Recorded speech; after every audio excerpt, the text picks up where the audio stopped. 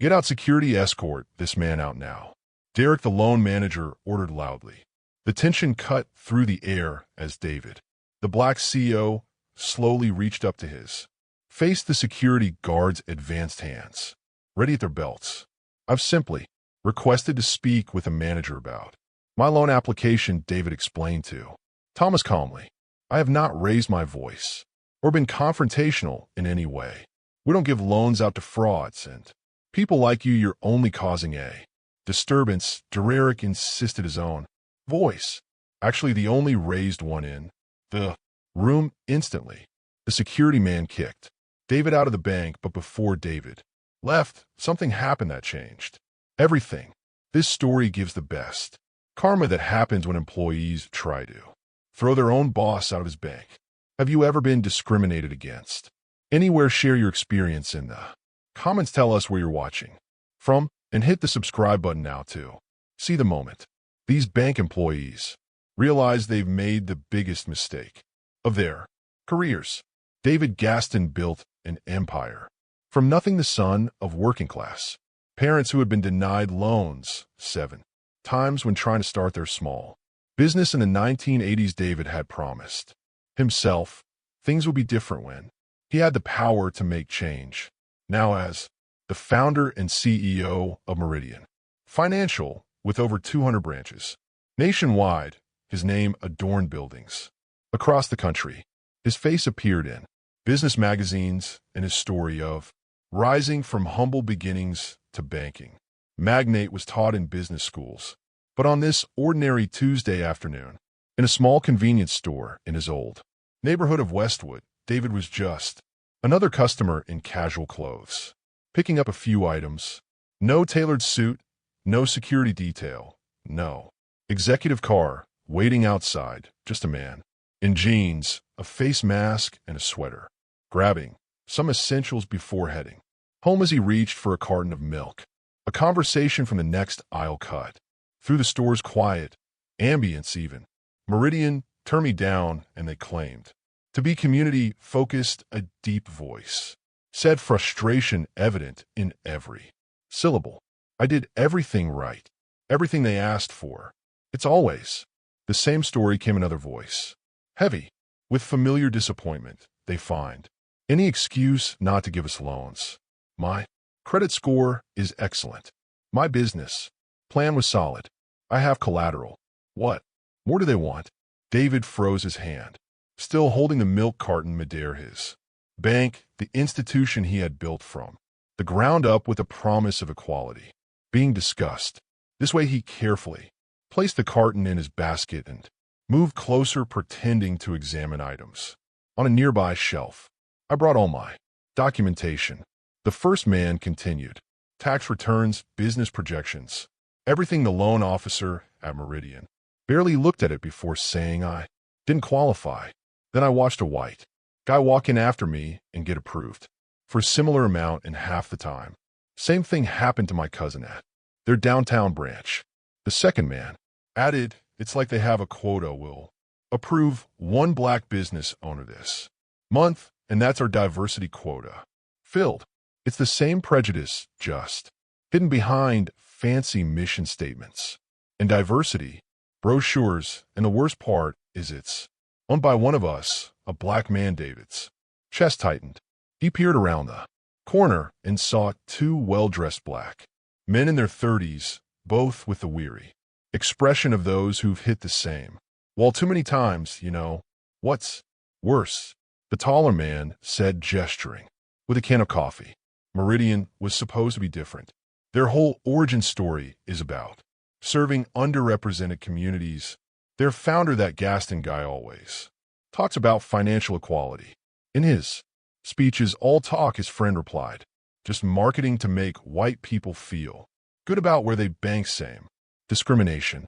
Fancier building." David quietly moved to another aisle, his appetite gone, his mind racing. Was this happening in his bank under his watch?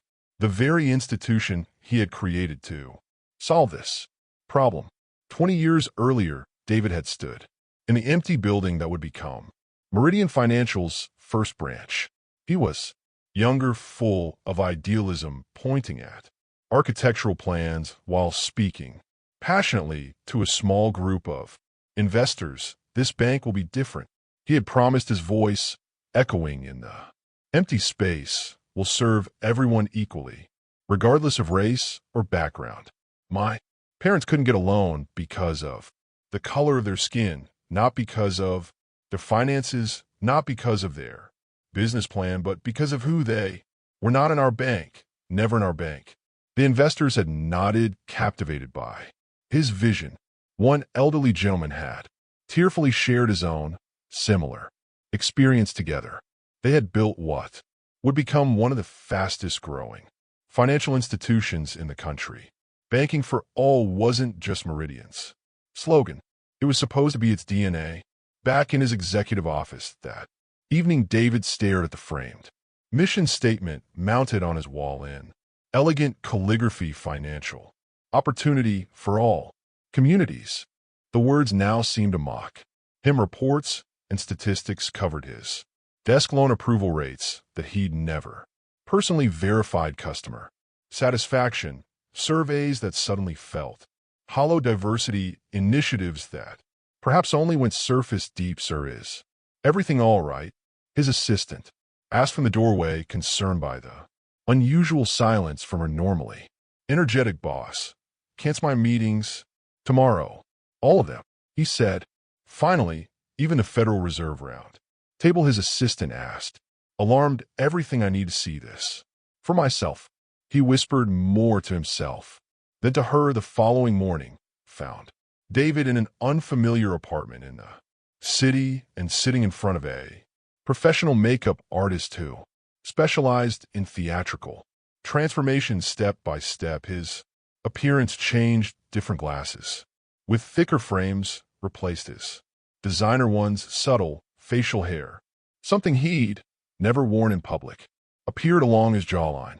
The makeup artist worked meticulously to subtly alter the appearance of his cheekbones and add a few blemishes to his normally flawless complexion. Next came the clothes items purchased from department stores that cost a fraction of his usual wardrobe. Gone was the hand-tailored suit and Italian leather shoes, replaced by khakis and a button-down shirt that didn't quite fit right. Most important was the posture, the confident CEO stance, replaced by something more hesitant, less assured. David practiced in the mirror, rounding his shoulders slightly, making himself smaller in the way people often do when they lack power. "Remember," the makeup artist instructed as she applied the final touches. "Don't make direct eye contact for too long. People who are used to being ignored tend to look away first." For hours later, the man who emerged from the apartment looked nothing like the David Gaston whose portrait hung in every Meridian financial branch nationwide. He had become just another customer, one about to experience his own bank from the other side of the counter, with a loan application in his hand containing the great financial qualifications, but under a different name. David headed toward Meridian's flagship branch downtown, his heart pounded with anxiety, not about fooling his employees, but about what he might discover. The Meridian financial flagship branch stood like a monument to success in the heart of the financial district, gleaming glass, polished marble, and a massive logo. David adjusted his ill-fitting jacket one last time before entering the bank. He had built the disguise felt foreign on his skin, but the documentation in his briefcase was meticulously prepared. Same income level, good credit score, some business history, and projections, just under a different name. David Williams was on paper identical to David Gaston in every financial qualification that mattered. The morning sun reflected off the bank's imposing glass facade as David paused momentarily on the sidewalk.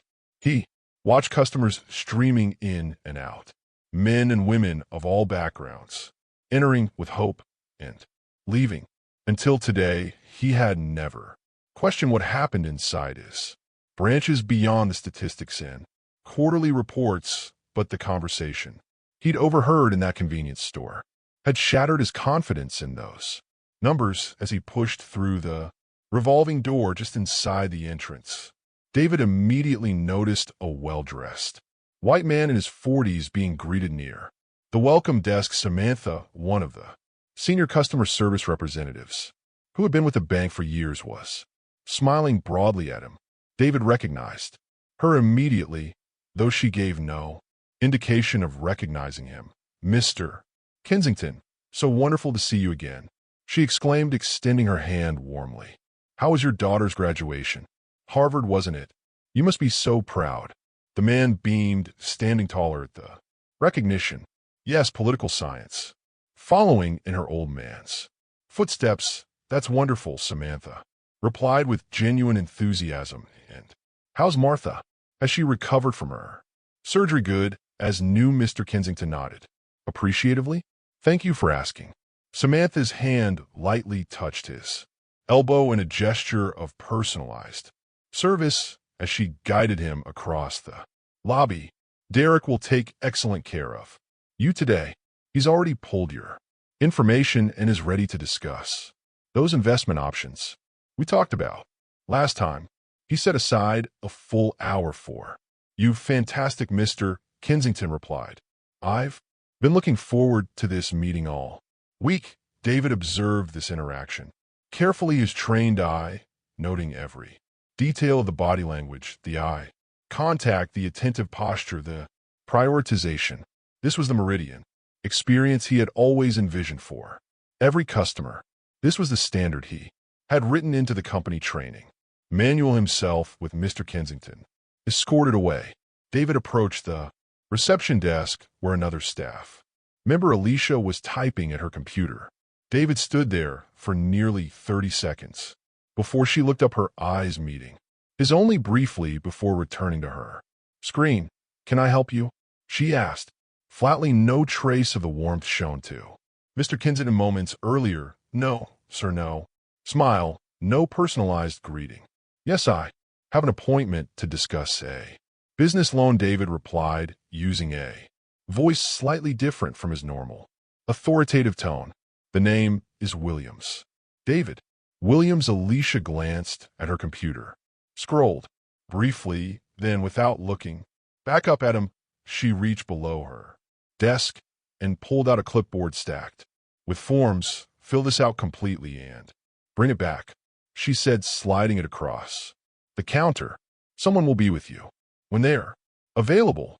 No greeting by name, no guided tour to a loan officer's desk, no mention of when available might be, no eye contact. "I believe my appointment was for 10:30, David noted, politely glancing at his watch. "It was 10:32. We're running behind today," Alicia replied without looking up from her screen. "Have a seat and fill out the paperwork." David took a seat in the waiting area, the clipboard in his hand, and began filling out information he knew by heart, just with different personal details. From this vantage point, he had a clear view of the entire operation. A young black couple sat across from him, also waiting with completed paperwork in hand. David nodded politely to them, receiving tired smiles. In return, the man checked his watch, a gesture that suggested they had been waiting for some time. The minutes ticked by 10, 15, 20 over this span. David observed a pattern so obvious it was painful to watch. 3 white customers entered after him. All 3 were greeted promptly with variations of "Good morning. How can we help you today?" All 3 were escorted to loan officers within minutes. Despite arriving after David and the young couple, a white woman in her 30s entered, mentioned she didn't have an appointment but wanted to discuss refinancing options, and was immediately paired with an available loan officer. "We can always make time for refinancing discussions," the receptionist assured her warmly. Meanwhile, David sat waiting, his completed paperwork ready, watching the minutes tick by on the large wall clock bearing the Meridian logo through the glass partition. Derek Thompson, one of the senior loan officers, who had received a performance award Just last month at a ceremony where David himself had given a speech, was enthusiastically showing the white businessman various options on his computer screen. Their body language told the story, leaning in together, occasional laughter, a relationship being built. Derek's hand gestures were expansive, confident, the body language of someone making a sale offering. Opportunity. David noticed subtle differences in how Derek interacted with Mr. Kensington compared others. At one point, Derek and Mr. Kensington both looked at something on the computer screen, and Derek literally slapped the desk in excitement. That's exactly the kind of growth potential we love to see. His voice carried across the lobby. With your background, this approval is practically guaranteed. 25 minutes had now passed since David's arrival. The young black couple had been waiting even longer. David watched as another loan officer, Vivian Chun, finished with a client and became available. She walked to the reception desk, had a brief whispered conversation with Alicia, then glanced toward the waiting area where David and the couple sat. Instead of calling either of them over, Vivian disappeared into the break room. 5 more minutes passed. David observed 3 loan officers chatting casually by the coffee machine, visible through the glass partition of the break room. None seemed in a hurry to return to work, despite the customers waiting. Have you ever wondered how differently you might be treated if the people serving you didn't know your status or position? Hit subscribe now to witness what happens when this powerful CEO experiences his own company's discrimination firsthand and the earth-shattering consequences that follow. Finally, after 28 minutes of waiting, despite his appointment time having passed and multiple loan officers having been available, Alicia called his name. Mr. Williams, Derek can see you now. The young couple exchanged a look of frustration. They had been waiting longer than David. He made note of their names on their paperwork as he passed Johnson. Another detail to follow up on later. As David approached Derek's desk, he noticed the loan officer's demeanor shift. Instantly, the smile that had been so readily available from Mr. Kensington faded. The enthusiastic body language closed down. The chair that had been pulled out welcomingly for the previous client remained pushed against the desk. Derek didn't stand to greet him. Instead, he gestured vaguely toward the chair, while finishing something on his computer, not bothering to make eye contact. Have a seat, he said flatly. Wills, is it? Yes, David. Williams, David replied, extending his hand across the desk after a moment's hesitation, just long enough to be noticeable. Derek shook it briefly before immediately reaching for the paperwork. No small talk, no welcome to Meridian. No, how are you? Today the contrast with Mr. Kensington's treatment couldn't have been more stark. As Derek began scanning the application, his eyebrows raised slightly at the financial figures, the very same figures that under David Gaston's name would have received VIP treatment. You're applying for a business expansion loan of $100,000.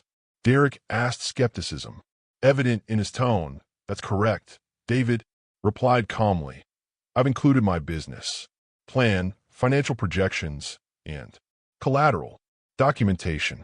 As you can see, my current business has been profitable for 8 consecutive years. Derek barely glanced at the comprehensive business plan David had spent the previous evening preparing. Instead, he turned back to his computer and began typing rapidly. Let's check your credit history first before we go any further, he said dismissively. No point wasting time. If there are any issues in those first moments before a single substantive word about finances have been exchanged, the verdict had already been rendered. David could see it in Derek's eyes, in the subtle shift of his shoulders, in the way his fingers didn't extend for a handshake until David initiated one, in the assumptions already made. This was a different Meridian Financial than the one experienced by Mr. Kensington. This was a different world. Entirely through the glass walls of Derek's office, David could see the young, black couple still waiting. A white man, who had entered the bank after David was, now being enthusiastically greeted by Vivian, who had apparently finished her coffee break at precisely the right moment. What David didn't know yet was just how dramatically different his treatment would become when he actually began discussing his loan application with Derek, and how quickly this routine loan meeting would escalate into one of the most shocking confrontations in banking history. Throughout the bank, security cameras silently recorded everything, cameras that would later provide irrefutable evidence of what was about to unfold. In David's a tiny recording device captured every word, every dismissive tone, every microaggression that was becoming increasingly macroaggressive. The stage was set, the players were in position, and the man they all failed to recognize was about to experience firsthand exactly why those customers in the convenience store had lost faith in his institution. Derek Thompson's office was a shrine to success, so Mr. Williams Derek began, barely glancing up from his phone as he continued typing. Something, give me a moment here. The dismissive tone was immediate, no urgency, no acknowledgement. That David had been kept waiting nearly 30 minutes. Derek's attention remained fixed on his device for another 45 seconds, an eternity in professional interaction. David sat patiently, observing every detail mentally, recording the stark contrast to how Mr. Kensington had been treated earlier. Finally, Derek set his phone down, though not completely away, and glanced at the paperwork. Business expansion loan, $100,000, he read aloud, skepticism dripping from each syllable. That's ambitious. David leaned forward, slightly opening his meticulously prepared business portfolio. I've been running Williams Consulting for 8 years now. We specialize in supply chain optimization for mid-sized manufacturers. The loan would fund our expansion into 3 new markets where we've already secured preliminary contracts. The portfolio contained everything a loan officer could possibly want: immaculate financial statements, a business plan that had been reviewed by actual Meridian executives in its preparation, though they didn't know it, market analysis, secured contracts, and perfect credit documentation. It was by any objective standard a loan application that should have been fast-tracked for approval. Derek gave it a cursory glance, flipping pages rapidly without reading them. His eyes never lingered on the impressive profit margins, the growth trajectory, or the significant collateral offer consulting. Derek said, setting the portfolio aside much too quickly. And where did you say you got your business experience? The question hung in the air, the first of many, designed not to gather information, but to undermine. David had included his MBA credentials and 15 years of industry experience in the very first page of the portfolio. As noted in my business overview, I have an MBA from Northwestern and 15 years of experience in the industry, including executive positions at 2 Fortune 500 companies. David replied calmly, Derek's eyebrow raised slightly. Northwestern, interesting choice. The implication was clear doubt about the credential itself. Yes, full scholarship, David added, watching Derek's micro-expressions carefully. At this point, Vivian Chun, who had been silently observing from her chair to the side, leaned forward. Mr. Williams, while Derek reviews your information, perhaps I could show you some of our other loan products. We have several options that might be more appropriate for your situation.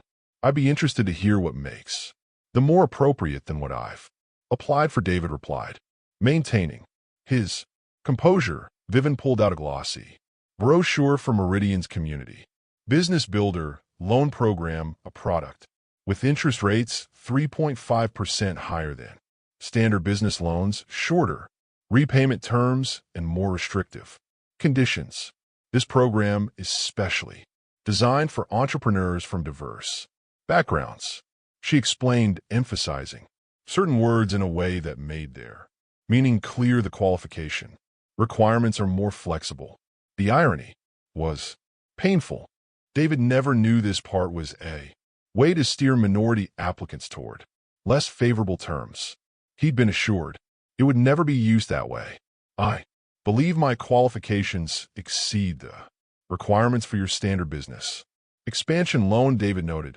Why would I choose a product with higher interest rates and more restrictive terms? Derek cleared his throat, reclaiming control of the conversation. Mr. Williams, banking is complex. People from your background often don't understand financial responsibility the same way established business owners do. These specialized products provide guard rails while you build creditworthiness. The statement hung in the air, naked discrimination thinly veiled. His advice, David felt his pulse quicken, but maintained his calm exterior. My credit score is 815. David replied evenly. I've never missed a payment on any obligation. My business has been profitable every quarter since inception. What exactly about my background suggests I don't understand financial responsibility? Derek shifted uncomfortably. I'm speaking generally, of course, but realistic expectations are important. A loan of this size, well, it's substantial, by the way. That's a nice suit. Custom-made. The abrupt change of subject was jarring, a deliberate attempt to imply something improper about how David could afford even the modest suit he wore. Department store, actually, David replied. I believe in living below my means to reinvest in my business. As the financial statements show, I take a modest salary, despite significant company profits. Derek nodded condescendingly. That's admirable, but let me be direct with you, Mr. Williams. Loans like this require extensive scrutiny. The approval committee will want to know why you need such a large amount and whether you truly understand the obligation you're taking on. The business plan details exactly how every dollar will be allocated, David replied, pulling out specific pages from the portfolio. As you can see, we've secured contracts that will generate an estimated $1.2 million in new revenue within 18 months, more than covering the loan repayment schedule. Derek barely glanced at the documents. Instead, he leaned back in his chair and steepled his fingers, a power pose David recognized from negotiation seminars.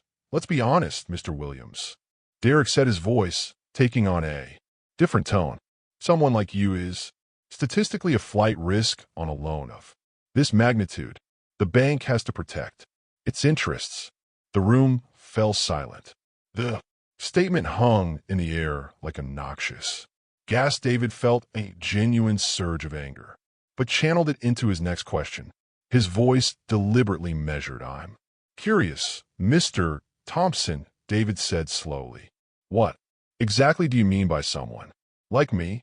The question was direct, unavoidable, and put Derek in the uncomfortable position of having to explain his bias explicitly or backpedal. His eyes flicked nervously to the side, seeking help from Vivian, who suddenly became very interested in adjusting her notepad. I'm referring to credit demographics, Derek replied, unconvincingly. Statistical risk categories, nothing personal. I see, David said. And which demographic factors are influencing your assessment of my application? My perfect credit score, my 8 years of business success, my secured contracts, my significant collateral, or is there another factor you're considering? Derek's discomfort was now visible. He shuffled papers, unnecessarily bought time by taking a sip of water. Mr. Williams, you're misunderstanding me. We have a responsibility to our depositors to evaluate risk appropriately. Your application will be given the same consideration as any other The lie was so transparent, it was almost laughable. David had watched with his own eyes as Derek had enthusiastically all but pre-approved Mr. Kensington for a similar amount based on far less documentation. So you're saying the fact that I'm black has no bearing on your skepticism? David asked directly. The question landed like a bomb in the carefully maintained pretense of the interaction. Derek's face flushed red, his mouth opening and closing without words emerging. That's I. Never. We don't. Derek stammered. Race is absolutely not a factor in our lending decisions. That would be illegal and against Meridian's policies. David nodded slowly. I'm relieved to hear that. Then let's return to my application and discuss the specific business merits, shall we? What Derek didn't realize in that moment was that David wasn't just testing him.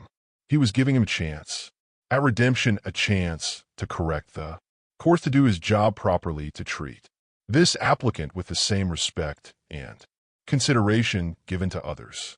The atmosphere in Derek Thompson's office had shifted. What began as subtle discrimination had crystallized into something harder, more tangible. David's direct question about racial bias had clearly unsettled Derek, who was now attempting to regain control of the interaction.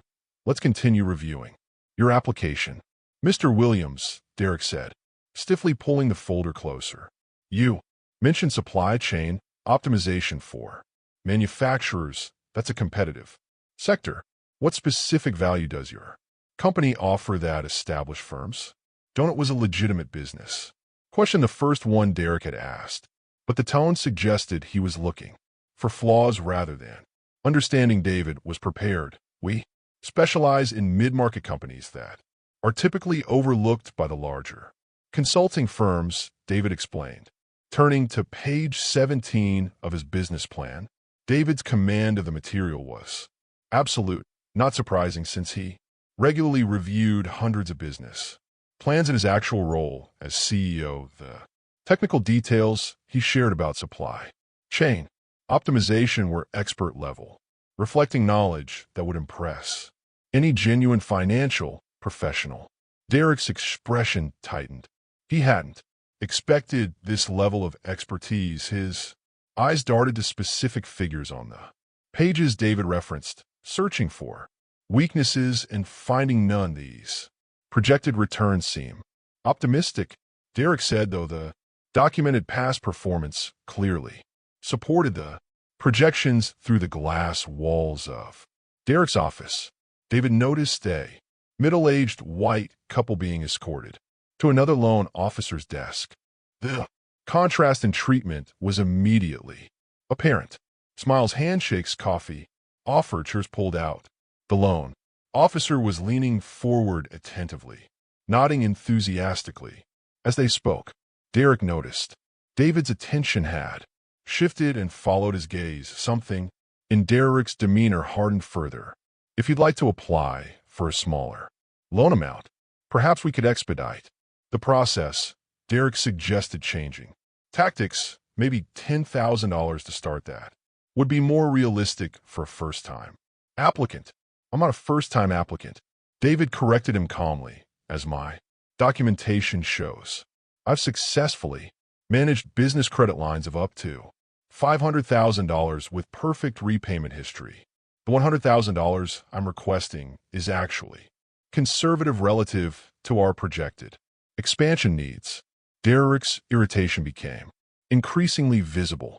His client wasn't fitting the narrative he had constructed, wasn't showing the difference or lack of financial sophistication he had expected. Every time Derek attempted to undermine the application, David responded with precise, knowledgeable answers that should have strengthened his case. Vivian, who had been largely silent, leaned over and whispered something to Derek.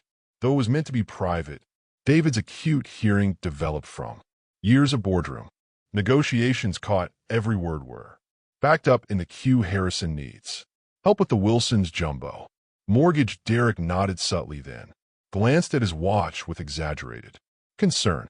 Mr. Williams, the first, appreciate your enthusiasm, but I think we've covered enough for today. I'll need to submit this for review by our committee, which typically takes 7 to 10 business days. That's interesting, David replied. I noticed Mr. Kensington earlier was told his approval was practically guaranteed during his initial consultation. Is there a different review process for certain clients? The pointed observation landed like a slap. Derek's face flushed slightly. Every situation is different, he said dismissively. Mr. Kensington has a long-standing relationship with our bank. I see. David nodded. And how does one establish such a relationship if loan applications are treated differently from the start? Derek's patience was clearly wearing thin.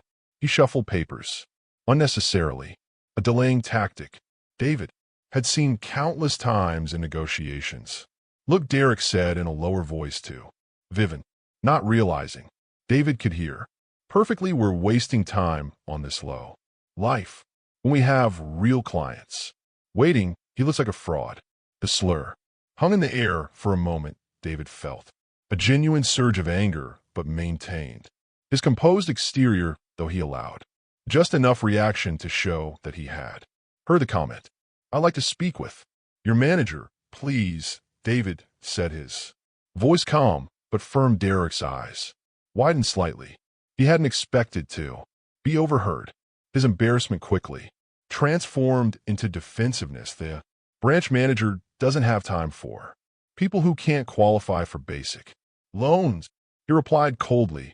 I've told you what the process is. If you're not satisfied with that, perhaps another bank will be a better fit for your situation. The dismissal was blatant now. Not even thinly veiled. David remained seated, his posture relaxed but dignified. I believe I have the right to speak with a manager about my application and about your conduct during this meeting, David stated. I'll wait here until they're available.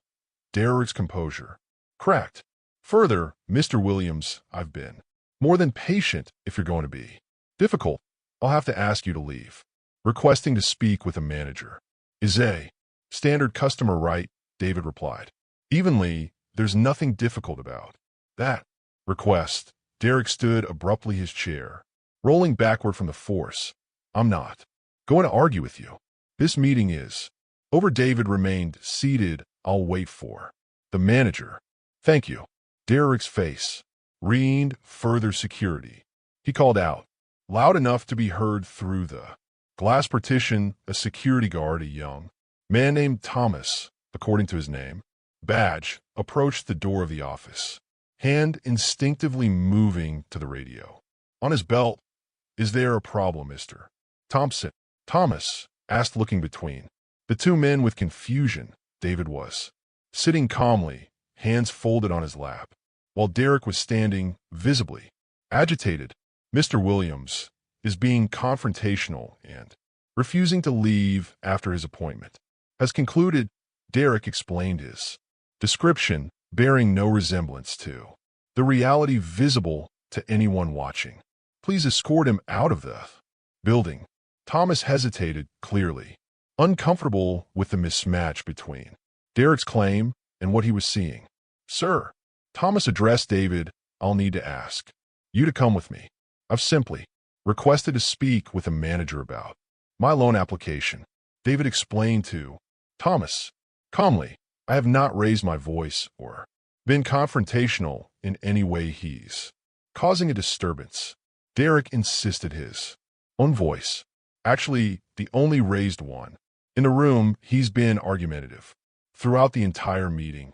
Thomas still seemed uncertain, but years of conditioning to follow orders from bank management won out over his evident discomfort with the situation.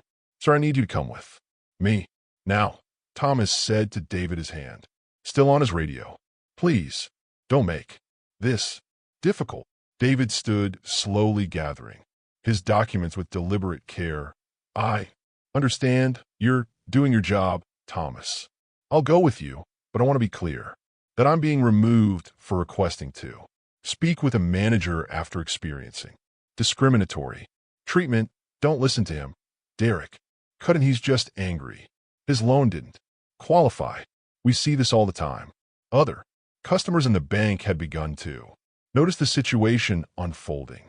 Some looked away uncomfortably, while others watched with undisguised interest. The young black couple David had noticed earlier exchanged knowing glances as Thomas began escorting David toward the exit. They passed the loan officer helping the white couple. Their conversation was easily audible with, "Your qualifications. We could actually approve up to $200,000 if you'd like to consider a larger renovation budget." The loan officer was saying enthusiastically, "The rates are excellent right now." The irony of the moment was almost too perfect, as if staged to underscore everything that had just transpired in Derek's office.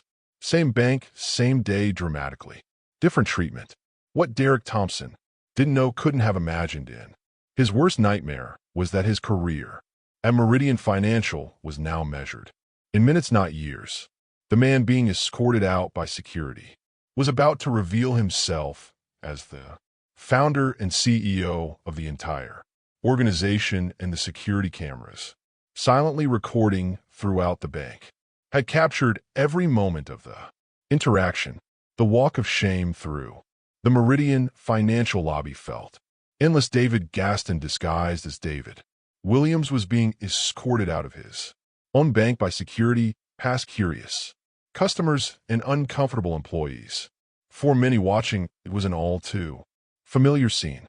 Another black loan applicant shown the door for David. It was the culmination of a devastating experiment that had confirmed his worst fears. Thomas, the young security guard, maintained a respectful distance as they walked, clearly uncomfortable with his assignment. "I'm sorry about this, sir," he whispered almost inaudibly. "I'm just doing what I'm told." David nodded slightly in acknowledgement. He understood the young man's position all too well. As they neared the grand entrance doors, David reached into his pocket and removed his cell phone. "I need to make a quick call before I leave," he said calmly to Thomas. "It will only take a moment." Thomas hesitated, glancing back toward Derek's office, where the loan officer was watching intently, clearly expecting David to be removed immediately. "Sir, I've been instructed to escort you outside," Thomas replied uncertainly. "1 minute," David said, his tone shifting, subtly a hint of the authority he typically wielded emerging through his disguise. "That's all I need." Something in David's demeanor made Thomas pause. Perhaps it was the quiet confidence so at odds with the difficult customer Derek had described. Perhaps it was his own discomfort with the situation. Whatever the reason, Thomas nodded slightly. 1 minute, he agreed. David dialed a number from memory, not a number in his contact list, but one he knew by heart, a direct line to the executive floor of Meridian Financial headquarters, located just 20 floors above this very branch across town at Meridian's executive offices. Eleanor Matthews, executive vice president and David's most trusted lieutenant for 15 years, was reviewing quarterly reports when her private line rang. Only 5 people in the entire organization had this number. She answered immediately. "Eleanor Matthews," she said crisply. "Eleanor, it's David," came the voice on the other end. "I'm downstairs in the main branch. I need you here now." There was no explanation, no context, but none was needed in 15 years. David had never made such a request without good reason. "On my way," she replied without hesitation, already standing and grabbing her badge.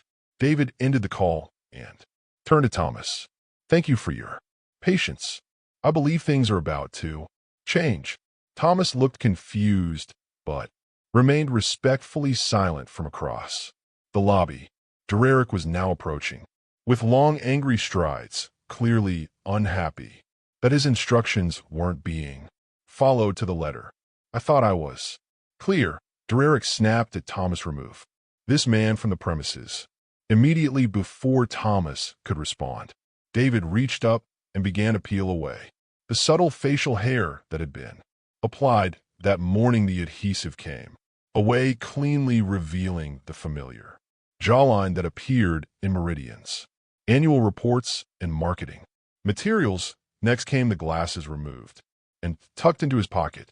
David stood straighter, his posture shifting from a slightly hunched stance he'd adopted as part of his disguise to the commanding presence that his employees knew well. Derek's irritation turned to confusion as he watched this transformation begin around the lobby. Other employees had started to notice something unusual happening near the entrance. The busy hum of banking activity began to quiet as more eyes turned toward the scene unfolding. "What do you think you're doing?" Derek demanded, though his voice had lost some of its earlier authority. David didn't answer. Instead, he reached into his inner pocket and removed his actual identification badge, the executive-level clearance with the distinctive gold border that granted access to every part of Meridian Financial's global operations. He held in his hand but didn't yet display it. The main entrance doors burst open. Ella Laner Matthews, impeccably dressed in a tailored suit, strode in with the purposeful walk that had earned her the nickname the Hurricane among Meridian staff. Her face was a mask of controlled intensity as she scanned the lobby quickly, locating David. "Stop everything right now," she commanded, her voice carrying across the now hushed space. The authority in her tone was unmistakable. Every head turned, every conversation halted. Even Derek took an instinctive step backward. Eleanor's gaze swept the lobby before settling on Derek with laser-like intensity. "Mr. Thompson, I presume." Derek nodded mutely, confusion evident on his face. He clearly recognized the executive vice president, but couldn't understand why she was addressing him directly or how she knew his name without introduction. Eleanor turned to the gathered crowd of employees and customers, her voice projecting clearly throughout the space. "Ladies and gentlemen, may I have your attention, please? I need to make something absolutely clear to everyone in this branch. This man," she gestured toward David, "is David Gaston, the founder and CEO of Meridian Financial." The words landed like a thunderclap in the silent lobby. Gasps echoed from every corner.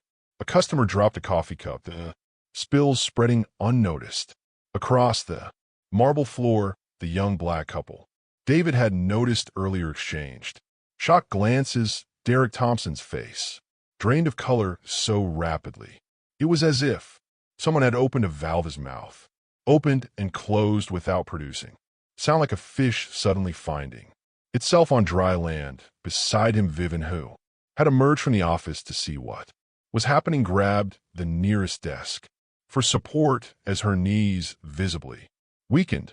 That's not possible." Derek finally managed to stammer. "Mr. Gaston is standing right in front of you." Eleanor finished for him. "The man you just called a lowlife. The man you refused to give a fair hearing to. The man you had a security escort out of his own bank." David stepped forward, the transformation now complete without the disguise elements, with his natural posture and commanding presence restored. He was instantly recognizable as the man whose portrait hung in the lobby. He gestured toward the lapel of his jacket, where a small, nearly invisible camera was discreetly pinned. "This entire interaction has been recorded," David stated calmly, "along with the bank's own security footage. We now have comprehensive documentation of what transpired here today." The branch had fallen into absolute silence, the kind of silence that has weight and substance. Customers stood frozen, witnessing a scene none of them would ever forget. Employees looked at each other in growing horror as the implications became clear. Derek's face had now progressed from white to a sickly gray. Recognition dawned in his eyes as he finally saw through the minimal disguise. "Mr. Gaston, there's been a terrible misunderstanding." He began, his voice quavering. "If I had known it was you, that's precisely the point." "Mr. Thompson," David interrupted, his voice icy. "You shouldn't need to know who I am to treat a lone applicant with dignity and fairness. The fact that you would have behaved differently if you knew my identity only confirms what happened here today." Eleanor stepped forward, her expression a combination of professional control and barely contained fury. "Mr. Gaston has been receiving complaints about this branch for months," she announced loud enough for everyone to hear. "Allegations of discriminatory lending practices, differential treatment based on race, steering qualified minority applicants toward unfavorable loan products." Today he decided to see it firsthand. David surveyed the lobby, making eye contact with various employees before addressing the entire room. "I founded this bank 20 years ago because my parents were denied loans based on their skin color," he said, his voice resonating with controlled emotion. "Nothing has changed. The very discrimination I built this institution to fight against has infected it from within." He walked slowly toward the center of the lobby, the badge now displayed prominently in his hand. "Every customer deserves the same respect, the same consideration, and the same fair evaluation of their qualifications, regardless of their race, regardless of how they dress, and regardless of whether they're the CEO." David turned to face Derek and Vivian directly, his expression resolute. "Discrimination has no place in banking. It has no place in America, and it certainly has no place in my bank." Eleanor stepped forward, pointing directly at Derek and Vivian. "You have 7 minutes to collect your belongings," she stated coldly. "All of you who participated in this disgraceful episode, security will escort you to clear out your desks and surrender your credentials." Thomas, the security guard, who moments ago had been escorting David out, now stood at attention, awaiting instructions from his actual boss. "Thomas," David addressed him directly, "please ensure that Mr. Thompson and Miss Chun are escorted from the building after they collect their personal items. They are no longer employees of Meridian Financial." The young guard nodded, his expression a mixture of shock and newfound resolve, as Derek and Vivian stood paralyzed by the sudden, catastrophic turn of events. David turned his attention to the young black couple, still waiting in the lobby with a dignified stride that had carried him through countless boardrooms. He approached them directly. "Mr. and Mrs. Johnson, I believe I understand you've been waiting to discuss a loan application. I'd be honored to review it with you personally." History was being made at that moment, not just for Meridian Financial, but for the Johnsons, for everyone witnessing this extraordinary scene, and for the banking industry that would soon feel the reverberations of what had transpired here today. The 7-minute countdown to Derek and Vivian's final exit had begun, but the countdown to a fundamental transformation of Meridian Financial, and perhaps banking itself, was just getting started. The main conference room of Meridian Financial's flagship branch had never been filled to capacity before today. Employees stood along the walls, packed tightly together, an atmosphere of stunned silence enveloping the space. Just 40 minutes earlier, they had witnessed something unprecedented in the bank's history, their CEO in disguise, experiencing and exposing discrimination within his own institution. Now every employee from the branch, from tellers to loan officers, from maintenance staff to managers, gathered as David Gaston stood at the head of the conference table. The disguise was completely gone now, his authoritative presence unmistakable behind him. A large screen displayed the Meridian Financial logo, alongside the company's founding mission statement: financial opportunity for all communities. "I want to thank you all for assembling on such short notice," David began, his voice grave but measured what happened today represents a profound failure, not just of individuals, but of our culture, our training, and our values. As an institution, Ella Matthews stood. Beside him, a laptop open in front of her, with a few keystrokes.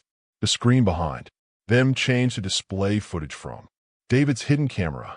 Before we discuss next steps, I believe it's essential that everyone understand exactly what transpired today. David continued, this footage will be difficult to watch. It should be difficult to watch, but we cannot address what we do not acknowledge. For the next several minutes, the room watched in uncomfortable silence as Derek Thompson's treatment of David Williams played out in high definition. The dismissive body language, the condescending tone, the blatant steering toward inferior loan products, the lowlife comment that had sealed his fate. Interspersed with this footage were split screen comparisons showing how white customers had been treated during the same time period. The stark contrast, undeniable and damning. Several employees looked away in shame, others appeared shocked, genuinely unaware of the differential treatment happening around them every day. When the video ended, David allowed the silence to linger for a moment before speaking. This is not an isolated incident, he stated firmly. We've received 17 formal complaints about discriminatory practices at this branch. In the past year alone, I've spent the morning reviewing denied loan applications from the past 6 months. The pattern is unmistakable and indefensible. Ella Lehner stepped forward, her expression resolute. As of this moment, Derek Thompson and Vivian Shun have been terminated for cause, she announced. Additionally, James Harrington, the security supervisor who established the protocol allowing customers to be removed for simply requesting to speak with management, has also been terminated. Murmurs rippled through the assembled staff. Eleanor raised a hand, silencing them. Let me be absolutely clear, she continued. This is not the end of our response. It is merely the beginning. David moved from behind the table, walking slowly among his employees as he spoke. He paused beside a young teller who had been visibly affected by the video footage. I built Meridian Financial to be different. David continued, to be better. Today, I learned that we have failed that mission. The discrimination my parents faced decades ago is still happening right here within these walls. Bearing our name, he returned to the front of the room, his expression shifting from disappointment to determination.